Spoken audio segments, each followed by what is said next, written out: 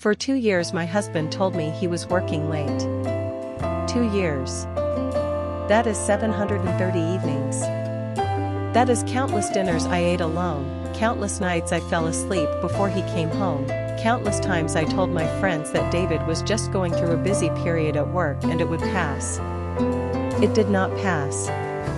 Because David was not working late. David was building a house.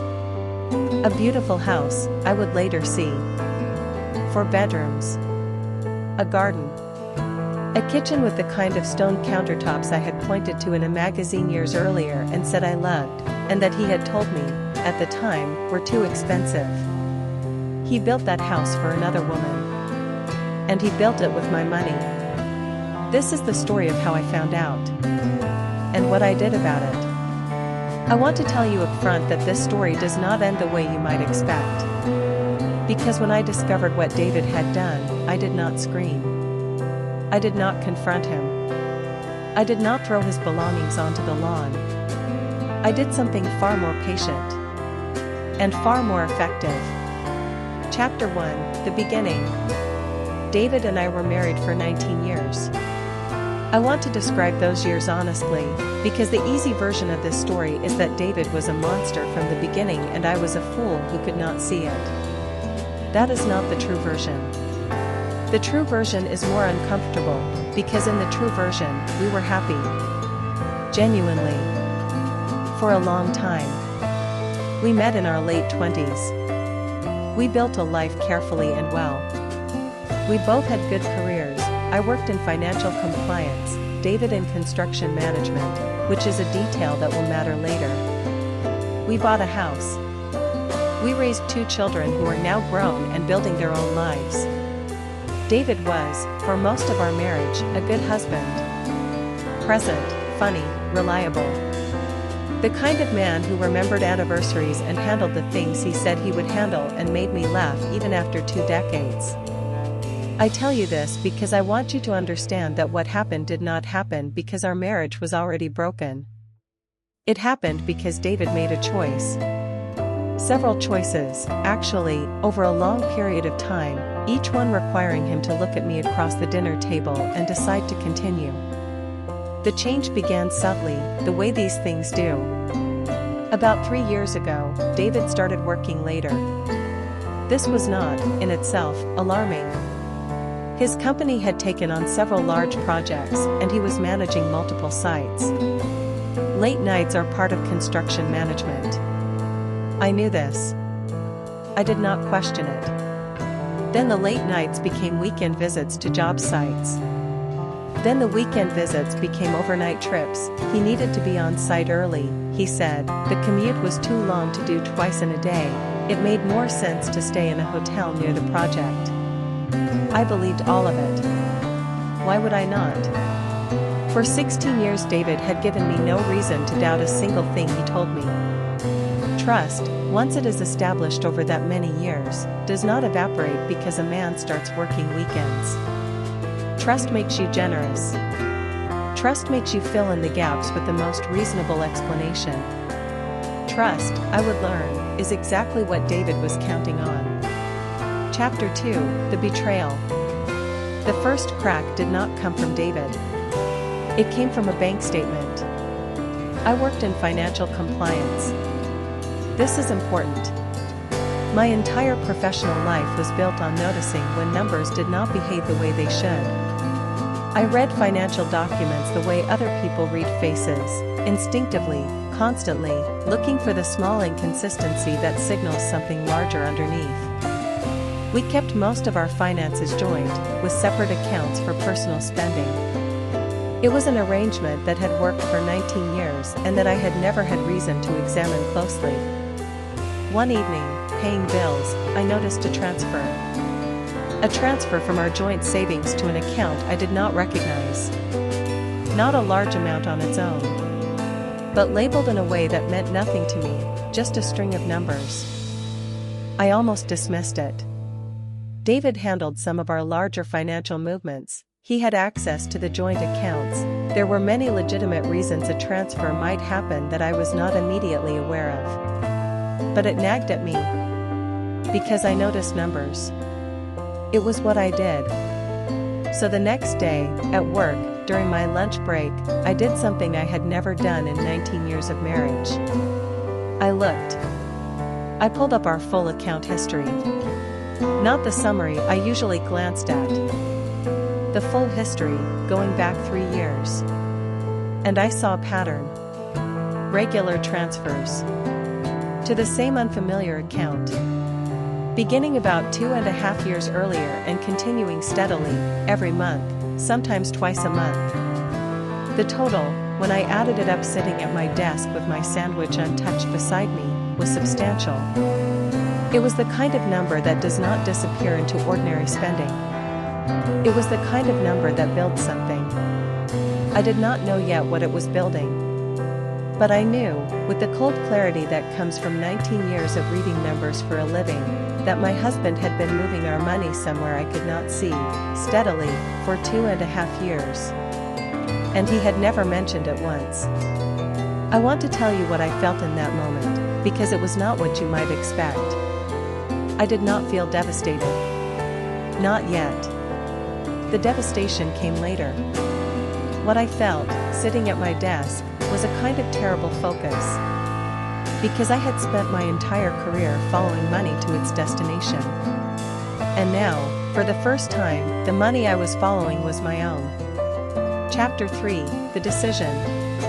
I went home that evening and I made David dinner and I asked him about his day and I listened to him tell me about a difficult client and a delayed permit and I did not say a single word about what I had found.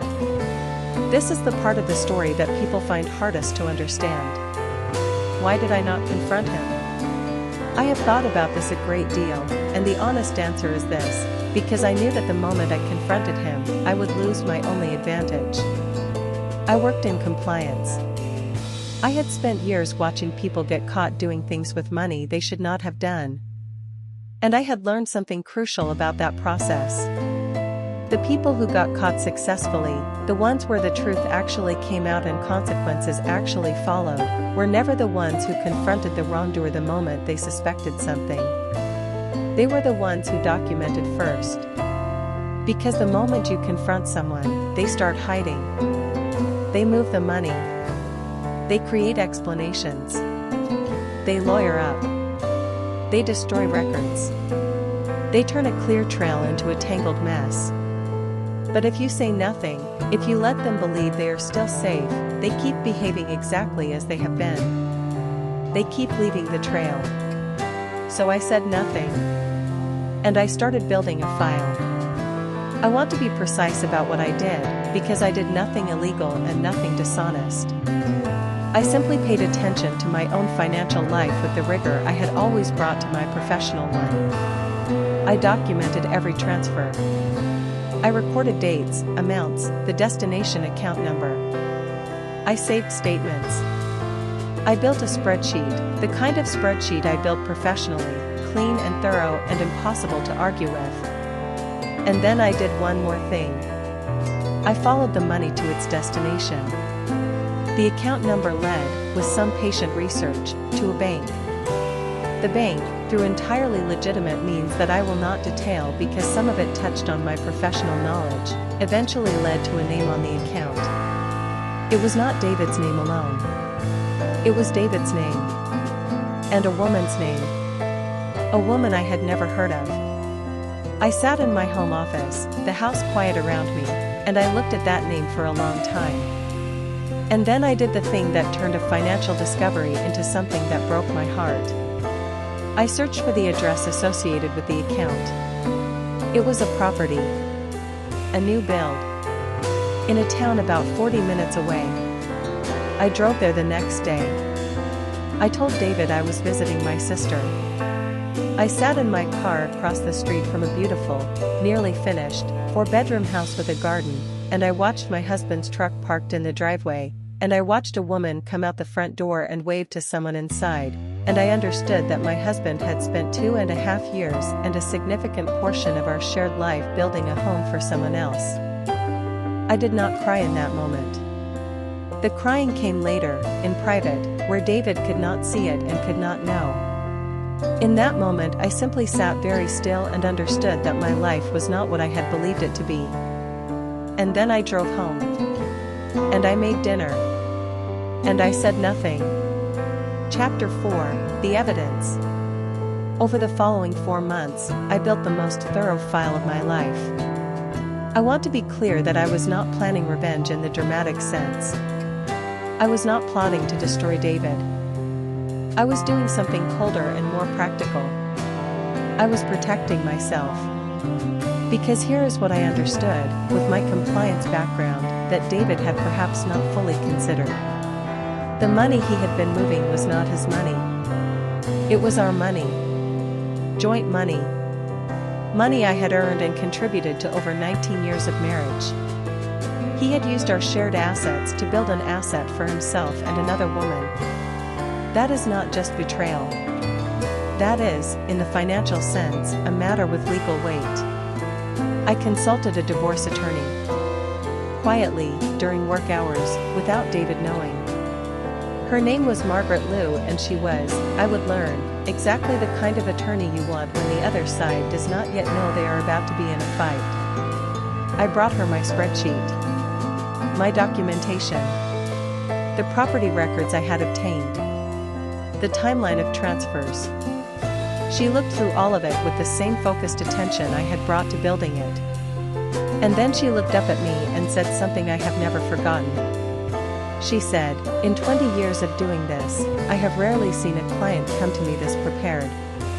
Most people come to me angry and empty-handed. You've come to me calm and with everything documented. Do you understand what that means?" I said, "Tell me." She said, "It means you're going to be fine. And he is going to be very surprised." Over the next 2 months, Margaret and I built the case. The property had been purchased and built using joint marital funds. This was documented beyond dispute. The transfers were traceable, dated, undeniable. The fact that David had concealed all of it for 2.5 years, actively lying about working late while diverting shared assets, established a pattern of financial deception that, in our jurisdiction, carried significant weight in the division of marital property.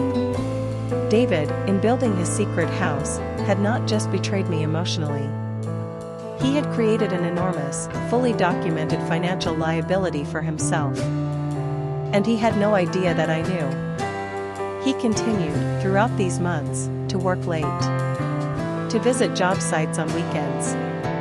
To occasionally stay overnight near a project. He continued building his other life.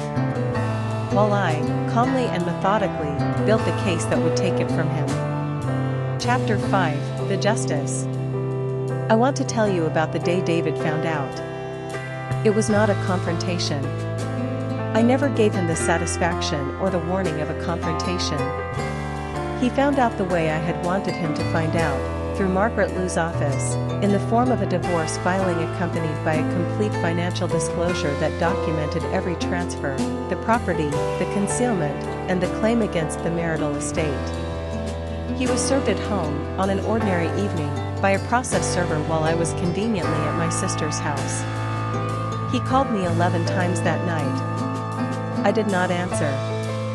The first time we spoke was 3 days later, through our lawyers, in a conference room. David looked like a man who had not slept. He looked, I will admit, genuinely shocked, not just that I had filed, but that I had filed with everything already in place. The spreadsheet. The property records. The timeline. He had expected, I think, that if this ever came out, there would be a fight. Accusations. Chaos. The kind of messy emotional divorce where both people are too angry to be strategic and the truth gets lost in the noise. Instead, he walked into a room where everything was already documented, organized, and legally airtight. His lawyer asked for time to review the filing. Margaret said, "Of course. Take all the time you need. The documentation is quite complete." The divorce took 14 months. I will not detail every step because some of it is private and some of it is simply tedious. What I will tell you is the outcome. The secret house, built with marital funds, was determined to be marital property. It was sold as part of the settlement, and the proceeds were divided in a way that strongly reflected David's financial misconduct. The other woman, I later learned, did not stay with David once the house was gone and the money was gone and the comfortable secret life had become a public and expensive disaster. I do not know the details of how that ended, and I did not ask. It was no longer my concern. I kept our original home. I kept my financial stability. I kept, most importantly, my dignity, because I had never once given David the chaotic, screaming, broken version of me that he could later use to tell people I had been impossible to live with. I had been calm. I had been documented. I had been, in the end, exactly the compliance professional I had always been, someone who follows the money to its destination and presents the truth in a form that cannot be argued with. David expected a war. I gave him a spreadsheet. The spreadsheet won. I want to say something to anyone listening who is in the early, terrible stage of discovering that the person they trusted has been deceiving them. I know the instinct is to confront, to scream, to demand an explanation, to let them see how much they have hurt you. I understand that instinct completely. It is human and it is justified. But I want you to consider the colder path. Document first. Protect yourself first. Build your file while they still believe they are safe, because the moment they know you know, they will begin to hide, and the trail will grow cold. Your calm is not weakness. Your patience is not surrender. Your calm is the thing that lets you build a case while they keep leaving evidence. I did not raise my voice once. And I walked away with my home, my stability, my dignity, and the quiet, permanent knowledge that I had handled the worst thing that ever happened to me exactly right. That is worth more than the satisfaction of a scream. It is worth far more. Thank you for being here for this story. New story every Monday, Wednesday, and Friday. If you know someone who needs to hear that calm can be a strategy, send this to them. I will see you in the next one. There is more I want to tell you. About the 4 months of silence. People ask me how I did it, how I sat across from David every evening for 4 months, made him dinner, asked about his day, and said nothing about what I knew. The honest answer is that those 4 months were the hardest thing I have ever done. Every evening was a performance. I would come home from work, where I had spent my lunch break documenting his financial deception, and I would walk through my own front door and become, again, the wife who suspected nothing. I learned things about myself in those months that I am still processing. I learned that I could hold an enormous amount of pain and not let it show. That frightened me, a little. I had not known I was capable of it. I learned that David, when he believed he was unobserved, was a careless man. He left his phone face down but unlocked. He took calls in the garden and thought the kitchen window was closed when it was not. He had become so confident in 2.5 years of getting away with it that he had stopped being careful. I did not use most of what I overheard. I did not need to. The financial documentation was enough, and it was cleaner, and it could not be dismissed as a wife's jealous imagination. But I want to tell you about one evening, because it changed something in me. It was about 2 months into my silence. David came home late, working late, he said, on a difficult project. He was tired. He sat at the kitchen table while I finished cooking, and he said something I have never forgotten. He said, "You know, I'm really lucky. A lot of guys our age, their marriages get complicated. We've kept things simple. I appreciate that about us." He said that to me while he was building a 4-bedroom house for another woman with our money. He told me he appreciated how simple we had kept things. I stood at the stove with my back to him and I felt something inside me go very quiet and very cold. And in that moment, whatever small part of me had still been hoping there was an innocent explanation, whatever part of me had still been hoping I was wrong, that part went silent. He was not a man caught in a moment of weakness. He was a man who could look at his wife, while actively deceiving her, and tell her he appreciated the simplicity of their marriage. That was the night I called Margaret Lou. I want to also tell you about my children, because people always ask. They were grown by the time this happened, both in their 20s, both building their own lives. I made a decision early that I would not weaponize them. I would not call them in tears and turn them against their father before I had the facts in order. That would have been unfair to them, and it would also, frankly, have compromised my position. So I waited until the filing was complete. And then I sat them both down, together, and I told them the truth. Calmly.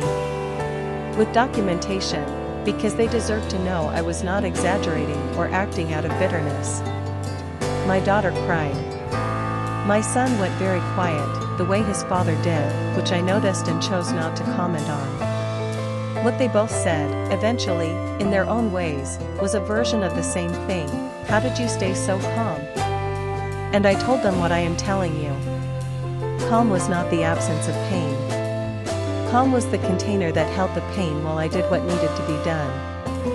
If I had let the pain out, if I had screamed, confronted, broken down, the pain would have run the show.